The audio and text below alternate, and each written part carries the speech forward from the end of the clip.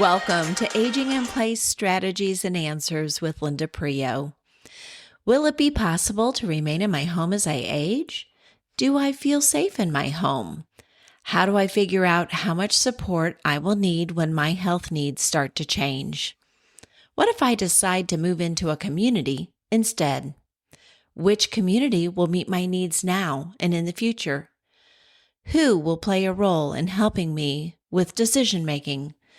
Do you ask yourself these same questions?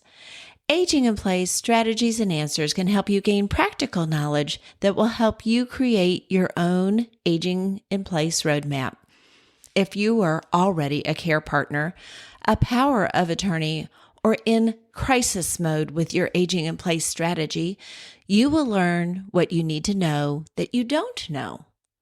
For over 20 years, I have been marketing Aging in Place services to clients and educating families and healthcare professionals in how to put aging in place strategies into place.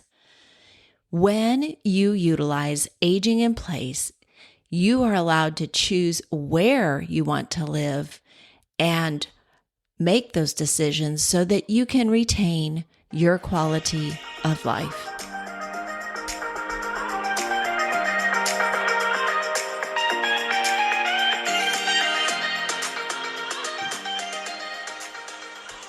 Welcome back to Aging in Place Strategies and Answers. And I welcome you to my podcast today.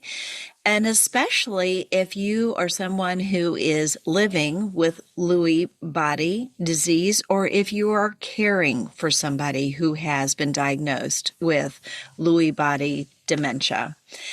In my research, I have learned that there are many organizations that have been created to help those living with a diagnosis of dementia, but also helping someone with a diagnosis of dementia. And education and research and support is available to you.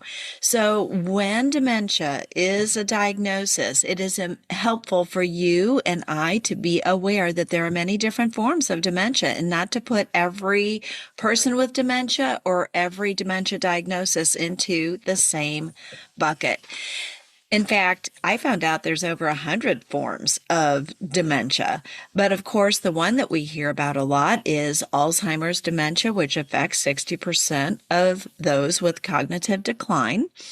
But I've also done a podcast prior to this, so you may want to look that up, where I caution those listening to a podcast like this and then looking at people and thinking, do they have dementia or not? And I want you to dwell for a minute in the or not. Maybe it's not dementia, because in that podcast, I talk about cognitive changes that can affect people that are really due to maybe an infection or a medication that they're taking. Maybe it's lack of sleep. Sleep deprivation does some major things to your brain, but it could also be depression, anxiety. There could be changes in mental status due to stroke, even hearing or lifestyle. We're starting to hear more and more about the effect of lifestyle on our cognition.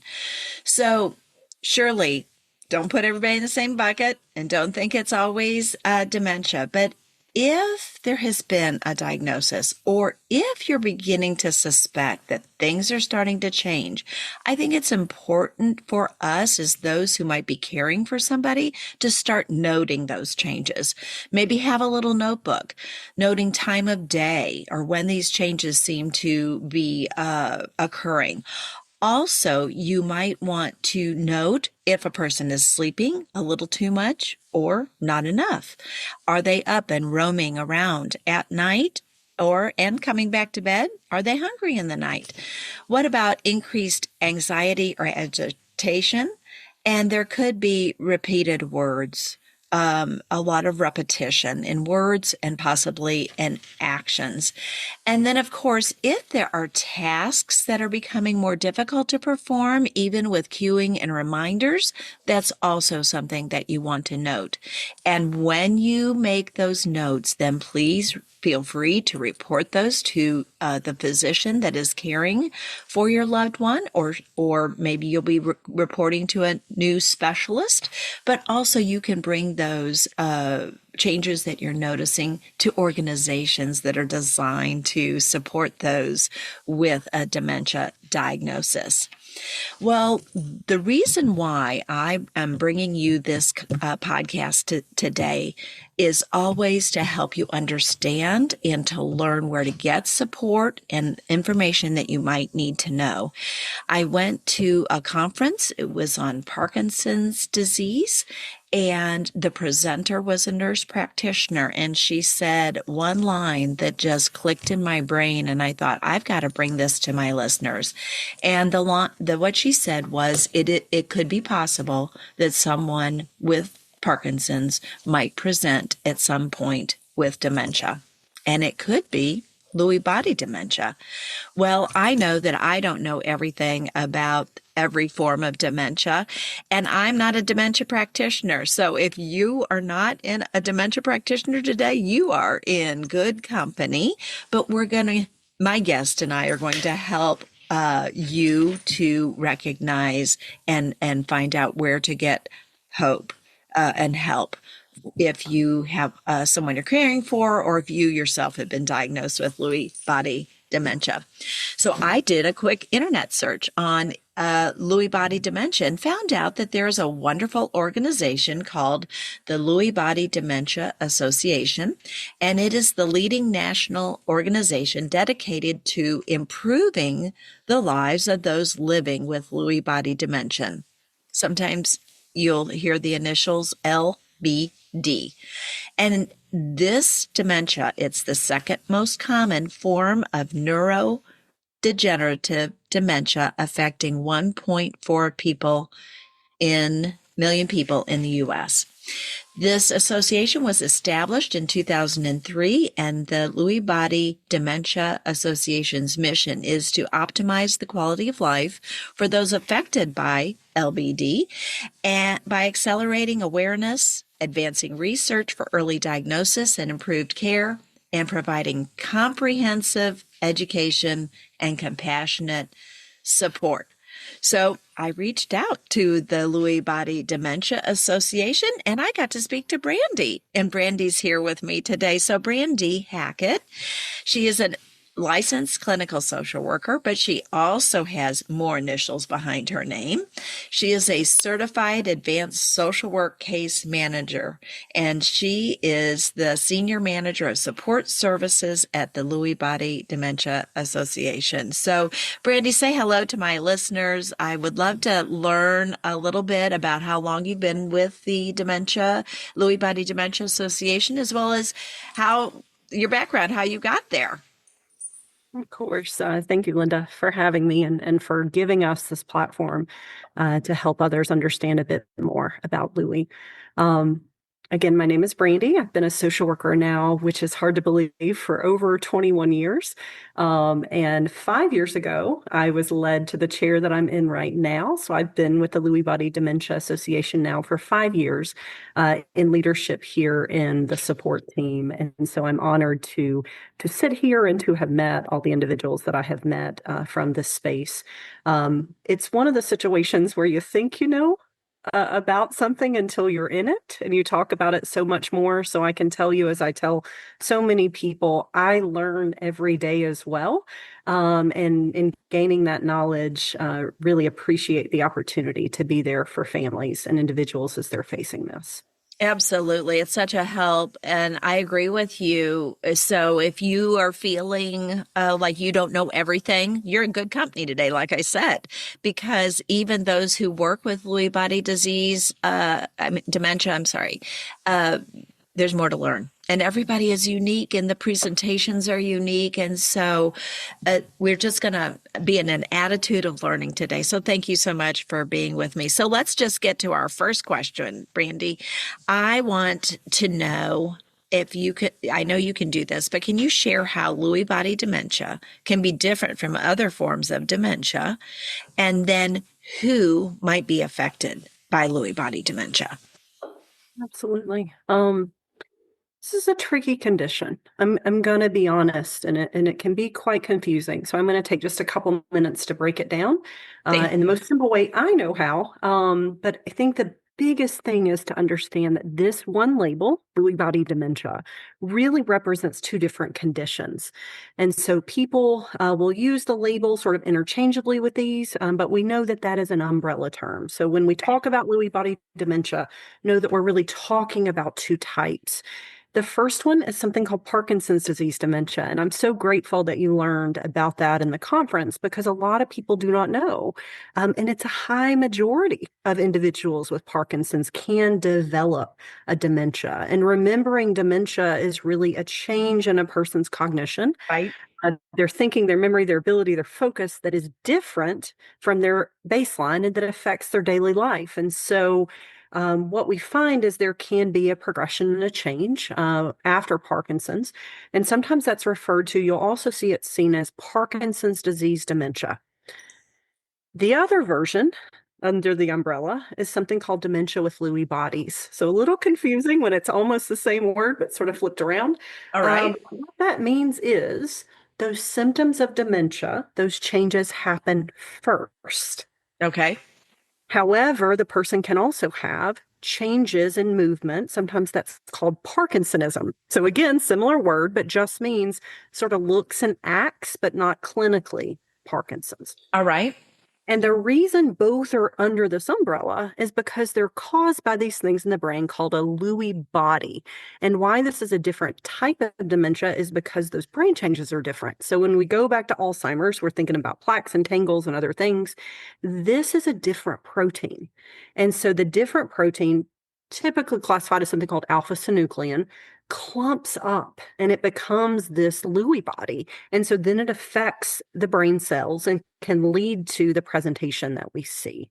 And so our dementia shows up in cognition, but often in a different way than people think. So if you or I were to go on the street and say, what is dementia? Most people would say when you can't remember.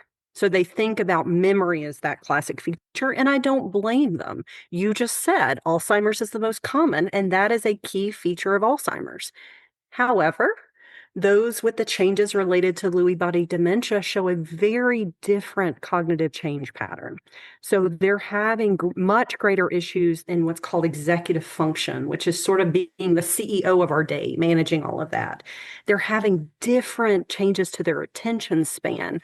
They're having different changes to something called visuospatial, which is the brain's ability to have an idea of what's around us and do that brain math. So if I have a cup and I go to place it on a table, I don't miss. My brain is helping me understand sort of where my body is in space, not outer space, but the space around me. Right. Right. And so those are a few of the cognitive changes. Now, changes in memory can be a part of that, but what we find is that can often happen much, much later. And Okay. the other piece with us, and we'll talk just a few, is fluctuations. For us, it can be very frustrating because there can be moments where you're like, I thought something was going on, the person experiencing it and the care partner watching it. And then later in the day, they're like, whoa, something is definitely going on. There are definite changes.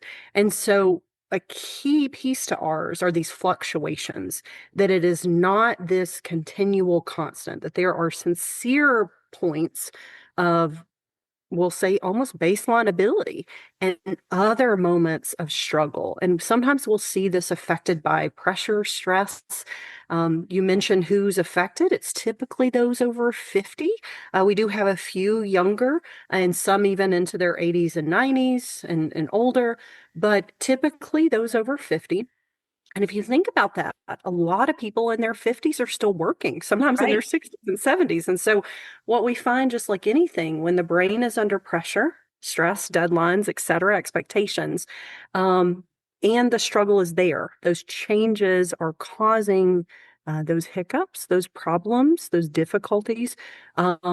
It's going to sometimes show up, as one of our doctors says, more in their thinking than in their memory. So Okay. the changes in cognition you have to think is not just memory, but you'll see those major changes in thinking along with fluctuations of that. So again, times when And so going back to your original point of like, could it be sleep? Could it be this? That's what everyone wants to think, that it's stress, that it's sleep, that it's this, because they're having still moments of a lot of ability and then moments where there's real struggle. Um, Not only because of this sort of attachment to changes in movement, we see the changes in cognition, but we also see changes in movement that either are Parkinson's or resemble Parkinson's. There's Okay. changes in sleep. So part of the sleep can be part of this dementia. All One right. of the key factors is something called REM sleep behavior disorder, which can happen sometimes decades before other symptoms. And that's when a person is dreaming, is asleep, and you'll sometimes see their eyes move, but their body typically doesn't. There's some issue with the sort of the switch in the brain, and the Okay. people start acting out their dreams. So they may harm themselves, their bed partners, etc. So we've got issues with thinking, issues with movement, issues with sleep. We also have something called autonomic changes. That's our brain's sort of city center of controlling things we don't think about. So our breathing, our blood pressure, our temperature regulation. It's not like I'm going, okay, I got to cool down. Sometimes, some days, but most of the time, my body's doing that on my behalf. My Okay. body, my brain is regulating my blood pressure. So when I stand up, I don't pass out. It's helping to recalibrate some of that. We All can have right. change in that. So it also can affect things like continence, drooling, balance. There's a whole things in what our body does automatically to keep us going. Mm-hmm. All of that plus one more thing, and I'll stop talking. No, you're Um, fine. the neuropsychiatric presentation, which can be very key and often um, disruptive, troubling, and it's when a person experiences a reality that others aren't experiencing. So Okay. many times with Lewy, they can have something called an illusion, which is sort of something's there, but their brain is telling them it's something else. So seeing like a face in a tree, let's Okay. say, Mm-hmm. feeling the presence of someone that isn't there. They could have a hallucination, which is typically visual. Yes. But it can be other senses, and they can be simple, basic, and they can also be super complex and detailed. To the point of being able to count the buttons on a jacket of someone that no one else can see. All right. And the other piece of that is something called a delusion. And that's when there's a fixed false belief that gets stuck in the brain. And Mm-hmm. that fixed false belief, irregardless of the reality that's being proven, says your spouse is cheating, Yes. says, um, I'm not in the right house, says there are things in my food, says there are people in my bed around the table that I need to be worried about. I can't sit in that chair because someone is there. And a key one that I have learned so much about is capgras or capgras, which basically, if I were to come to you and say, "Hey, where's Linda?" and you'd be like, Right "It's here. here, two thumbs." No, no, no, no, no, the nice Linda.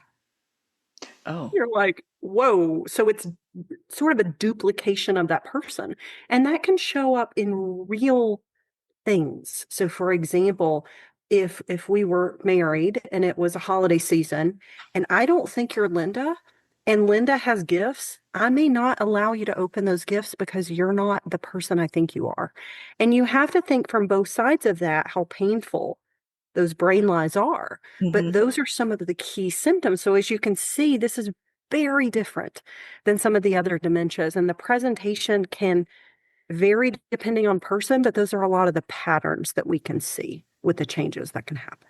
Hence, the reason why you have an organization dedicated to this form of dementia, because it is unique. And in my years of professional experience working with folks with dementia, I would definitely say that in the folks that we have served, it has been an early onset situation where the person was diagnosed in that 50 to 60 time frame, and of course beyond, because we have clients who are seniors who will say to us, I have sort of a Parkinsonian dementia diagnosis, or I don't have Parkinson's, but I have this, form of, and then we know what their telling us. But just like Brandy has just shown us, it's going to present in different ways. And your person, if you're living with it or you're caring for somebody, you may not get it all. You may have a form or a piece.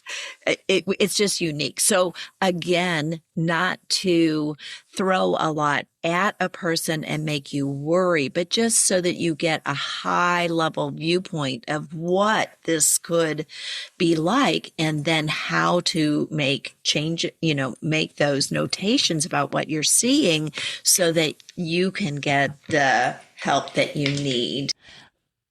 Let's take a break for a word from our sponsor. Do you want assisted living services but don't want to leave your home? Call Continuum at 314-863-9912.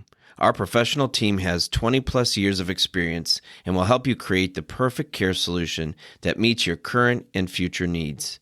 Continuum supports independence at every stage of life. Call 314-863-9912 for a free consultation or visit us at continuumcare.com. Let's return to our podcast on Lewy Body Dementia. Brandy, I think about the folks that obviously are living with Lewy body dementia, because there's going to be some changes in their work life, in their social life, in their home life, and a lot of different parts. Okay. But the person who is now going to have to step into the role as a caregiver, who is going to, because of those changes in executive function, who is going to have to stand in that gap and to be helpful and available, the caregiver. Are there some best practices for caregivers caring for someone with Lewy body that they should be aware of? Yeah, absolutely. I think one of the things that is so key is to really learn, learn, be an active, curious learner. We talked about the grace and not knowing, and I think that's so, so important. But do know there is a lot out there to learn. We host webinars monthly, often digging in a full hour on a specific symptom. So all of that I just rattled off, think about boiling that down and just talking about sleep for an hour, just talking about autonomic changes for an hour. So do know that learning sort of comes in phases. We know that we can have surface level learning and then we can dig in deeper. So I think just being open to knowing that there are treatments in terms of there are ways that symptoms can be managed, in terms of certain medications that can be used, certain techniques that can be used. I think one of the hardest parts for caregivers is, just like any dementia, you're watching your person change. Yes. And as we talked about a really good conference, one that I sat in that I love, they said as a dyad, as a care partner and a person who's experiencing the changes themselves, one is feeling it and not seeing it, and one is seeing it and not feeling it in terms of their perspective. And so it is really, because there is so much awareness and ability for those that are diagnosed with this dementia, it is for a very long time a partnership of learning. It is not necessarily from day one the care partner having to come in and swoop in and do all.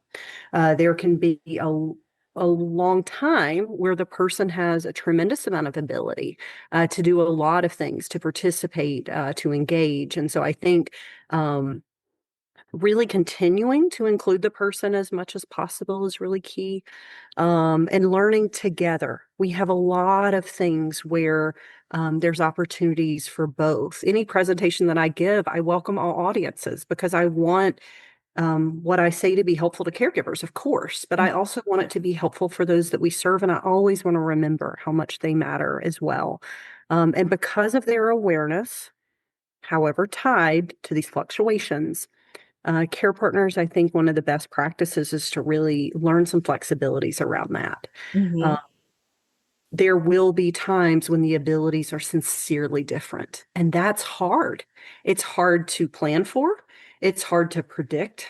And this can happen sometimes within an hour, within days, so this isn't like he's having a good week. It may be a good Right. morning or a good afternoon or a good few days, but Mm-hmm. the fluctuation is a key feature of this. And so Mm-hmm. being able to write out the fact that there will be some times when less help is needed and other times when more help is needed. Mm-hmm. And then factoring in the physical changes, the sleep changes. And so there's a lot of modifications and moving targets for caregivers. And so keeping sort of abreast of this is what I need to know for now. This is what I Yes. need to know in these moments. And then being open to being a constant learner. And then also to connect. You mentioned even before we came on, you don't do this alone. This is not something that you have to do alone. And I really don't think you should. And so find ways to meet people, to talk to people, to break bread with people, to share stories with people, to laugh with people, to cry with people, but find community. And that's one of the beautiful things that we can offer here is pathways to help people connect to community, whether they are a caregiver or care partner or the person themselves diagnosed. We actually have support for both. And so I think it's important to um, understand that like everyone involved sort of has a place in this, and really figuring out how to make those connections to support. And then, of course, advocate. Um, because this dementia is less known, we'll say. We're Yes. working very hard to make that different, but right Thank now, you. Thank you. it is less known. Um, you have to walk into situations assuming they don't know. And I say they meaning wide sweep of hand, Yes. everyone. Sometimes doctors, sometimes, often, unfortunately, police officers. There's a whole, you just have to assume that no one knows. And Uh, professionals in community living are not always abreast or understand that just because there's a cognitive change that you're going to be perfect in this community and that we know exactly how to care for your loved one. So yes, exactly. It's just important and it is less known. And that's why I wanted to bring it to people to get the word out, because you're 50 years old ish, let's just say, and now you're in the middle of your work years. You've got kids probably going to high school or college, and now this has been a diagnosis. And I'll even say to professionals, it's hard for somebody who is early onset to just go sit in a chair. That's going to produce agitation and anxiety. They're fully functioning physically, usually in the prime of their life. And now you just want them to go sit down. So, there's a lot of modifications, like you said, in that picture that need to take place. Very different from someone who is advanced ages and presenting with a cognitive decline, or like we said, the Alzheimer's dementia or vascular or alcohol. There's just all forms. So thank you to the organization and to you for making this information available. And I'm going to bring that up at the end. We're going to tell you how to get connected. But Brandy and I were working on our technology right before we came on to record this podcast. And the beautiful thing is that even though this association is located in Atlanta, you can connect via the internet. So, because of COVID and our necessity to start new connections and be connected, this information and support groups are available. So, it is totally possible for the person living with Lewy to join the association and be a part of that and to get support that they need, but also for the care partner. Okay. So, the kind of education and support your organization offers, uh, can we talk about that a little bit? Absolutely. As mentioned, I lead our support team, and it's we support so many individuals and their families at different points in this. So we have a lot of support available for those that are really symptomatic but not diagnosed. So let's imagine that they are experiencing these changes and they're like, I Googled, which a lot of people are, I did an internet search, and here you come. Like I put in A, B, C, D, and E, and this came up. Sometimes, they're learning about it from different places, or they may have had a hospitalization and they read in the chart after the fact that they mentioned the possibility of things. And so we get a lot of individuals that are really pre-label, pre-clarification of why. Okay. Both the individuals themselves and their care partners. Sometimes we'll even have friends. We'll have the friend of the care partner call in and say, I don't want to put anything else on her. There's a lot of change, but I found this and wanted to bring this to her. Yes. We have a lot of individuals in that path. We have a lot of individuals that are themselves diagnosed, whether that be newly diagnosed or further along in their diagnosis, care partners in the exact same sort of pathway or trajectory. And then we also have support for bereaved care partners. I think it's very important to know that because this path is so different, bereavement can also be different. So we've created unique space for bereavement care for care partners as well. Thank you. So under this support umbrella, I'll try not to talk too long, but I'm just so proud. So under support, we have our helpline. I like to clarify it as a helpline, not a hotline. So good just point. leave us a message and we will call back. Like you mentioned, we are based here on the East Coast. We do service within the United States here for support. So we're typically here Monday through Friday, 9 to 5. And we do respond in those hours. We also have support groups, which we mentioned. You'll find those listed on our website under the support tab, but we have a tremendous amount, about 90 support groups nationwide. And so you can connect to us and we can help you connect, or you can find that information directly on our website. All right. For those that are diagnosed, there's a little bit more screening involved with that because we want to make sure that things aren't just publicly available for anyone to come in without, clarifying that this is something that the person is facing. And so we have a tremendous amount of support and support groups available for those that are diagnosed.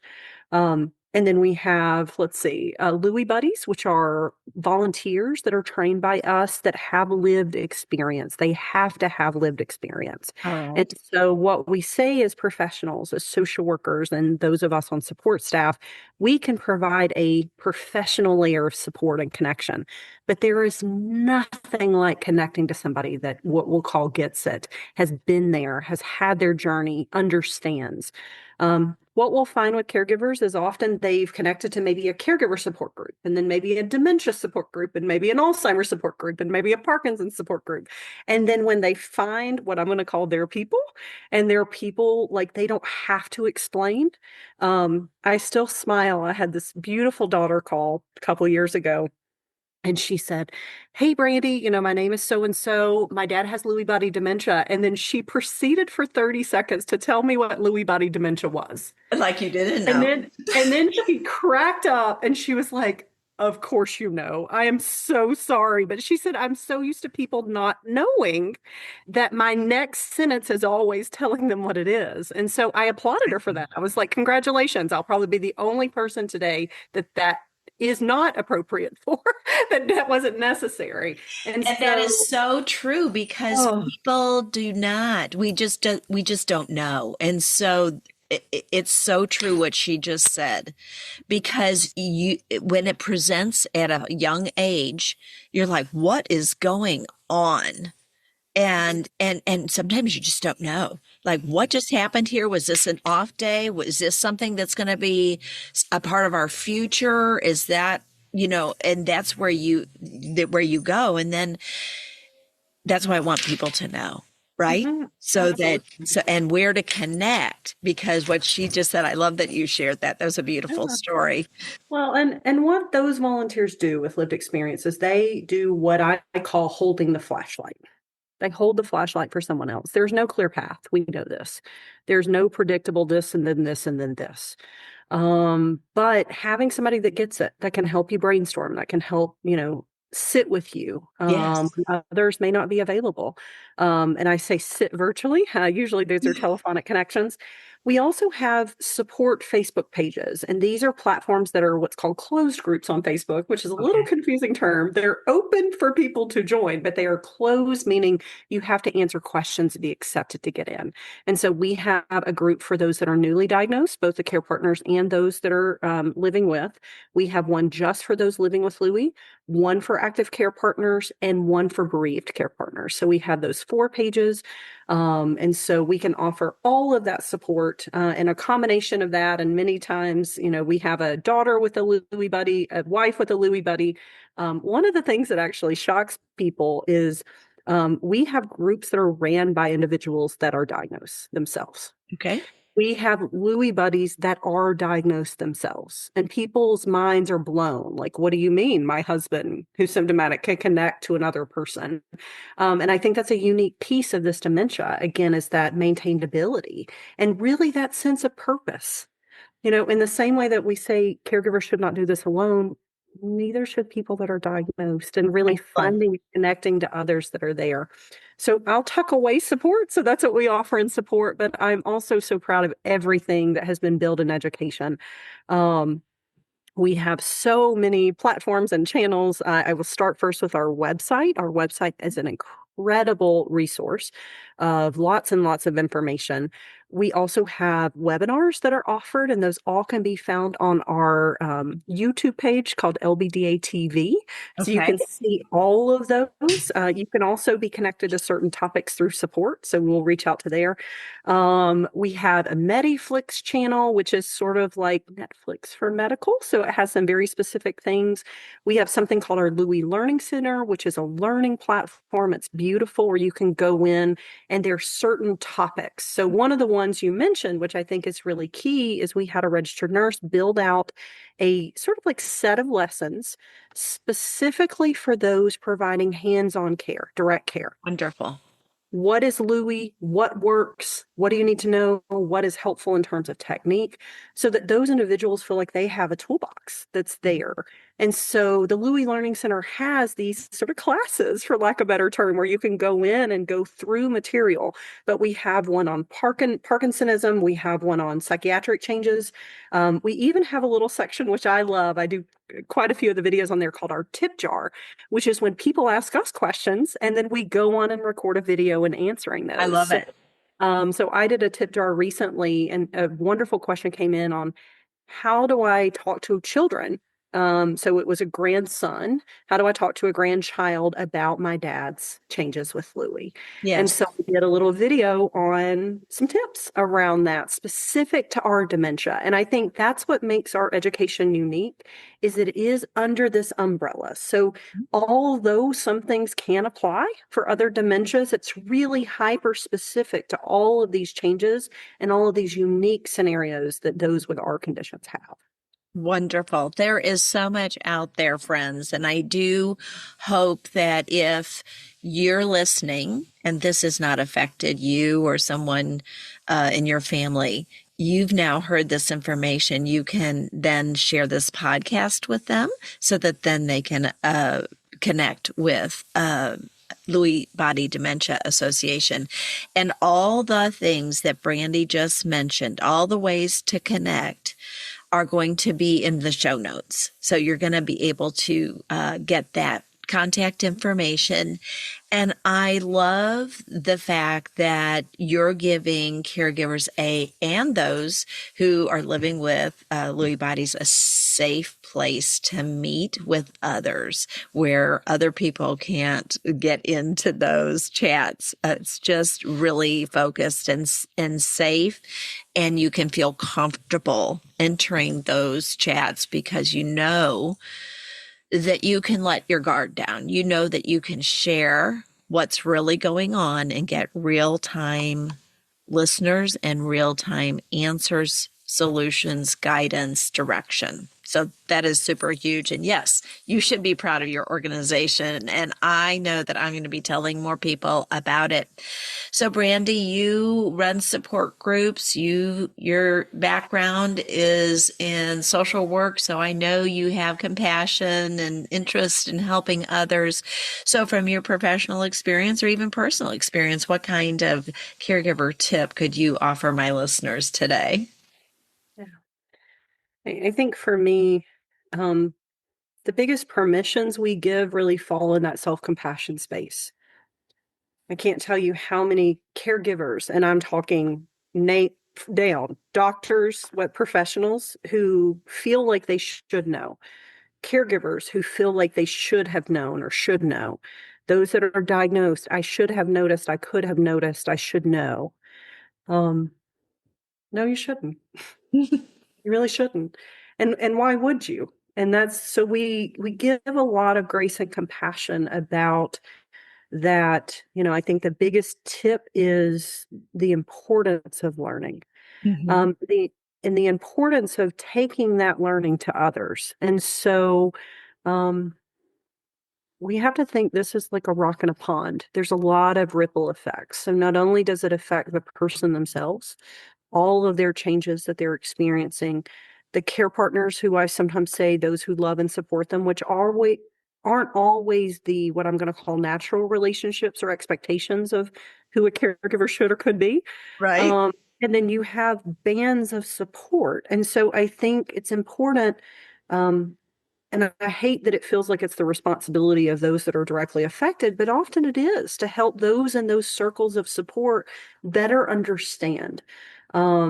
Because people really do the best they can with what they know. That's what I typically say. But if you don't know, which many people don't, then you don't really have a space to work from. And so introducing that within your faith community, Right.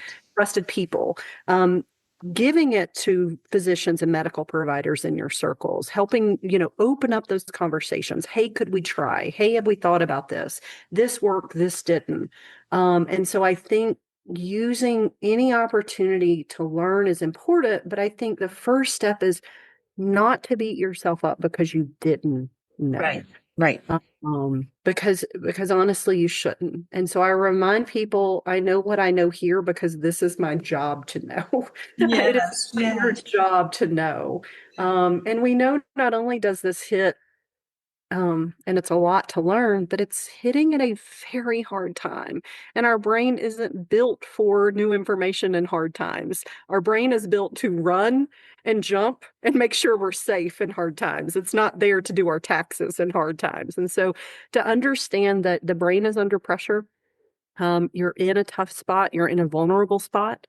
It often comes with a lot of emotional changes, and then you're trying to learn in that environment. And so it takes time. Um, it can be very easy to want to learn it all in about 3 days. I don't recommend that. That's a This crash course. No, it's typically a marathon, not a sprint. That's what I tell people. Mm-hmm. And so you do have time. And we ask people to take time, and we also ask people to sometimes set timers. Because as we know with the internet, it's a beautiful thing, but you can literally look up and it's been 6 hours. So make sure that you are carving out time to learn, but that you are also carving out time for joy, for purpose, Mm-hmm. for living. And that's why we say, instead of just saying diagnosed with, we say living with, because there are, as I say, a heck of a lot of Tuesdays after we label the why. Right. There's a lot of opportunities for continued life, continued engagement, continued volunteerism, continued sharing. And we have people that are recording songs and just living. And I think that's the key part is, yes, these are changes, but there's so many ways to maintain engagement and joy and purpose and to focus on that as well. So I think learn, set some boundaries, share, and then love and live. That's really what people need to continue to do. Thank you so much. And if you can't tell that Brandy isn't passionate about what she does and the organization, then you have not been listening today. I had a physician who called me, and he said, my mother is experiencing cognitive decline. I have, obviously, being a physician, I made sure that she was diagnosed, and the physicians had told me there is nothing else we can do for her. And I said, oh, I want to let you know that there's so much life ahead. There's so much in this journey that you haven't begun to live yet. And even though medically there may not be more that can be done for his mother, who was advanced stage and had dementia, so not Lewy body, but what you said, Brandy, that I said there are programs and groups that can help join you on the journey, that can lead your mom into the best life possible with this diagnosis. So hang on to that. And I agree 100% with what Brandy said. And I cannot thank you enough for being here today. And I think I just want to close with the person that you mentioned, the great example of the daughter who said, my loved one's been diagnosed with Lewy body dementia. Lewy body dementia is, and goes on, because this is going to be you as somebody who has the diagnosis, or somebody who knows and it might be caring for the person, or when you're going to a restaurant, my loved one has Lewy body dementia. I mean, sometimes you're going to have to share that information. And I think once we realize that we're not alone, and that we're not the only one who has this diagnosis, that there's a lot of safety and a lot of camaraderie and a lot of ability to relax in this space, knowing that you're not alone and there's people who are there to help you. So thank you so much, Brandy, to you. I know you are supported by a huge team of people and volunteers, Lewy buddies, as well as medical community who has done so much to help caregivers and professionals who need this information. And my job is to then promote and say, hey, call the Lewy Body Dementia Association. So thank you so much for being with me today and helping our listeners understand what you do have available at your organization. And also, thanks for all you do. We appreciate you. Thank you. We appreciate you too. And thank you for your trust and allowing us to be here. Absolutely. Thank you for joining me today. Please remember that this podcast is intended as education and not advice. Don't forget to share this podcast with family, friends, or colleagues who want to learn how to age in place, but also share this with those who find themselves in crisis mode. Please go to my website, seniorsupportstrategies.com, for more information. When you subscribe to Aging in Place Strategies and Answers, you gain access to premium content and professional tips on creating your own Aging in Place roadmap. As always, I value the time you spend with me.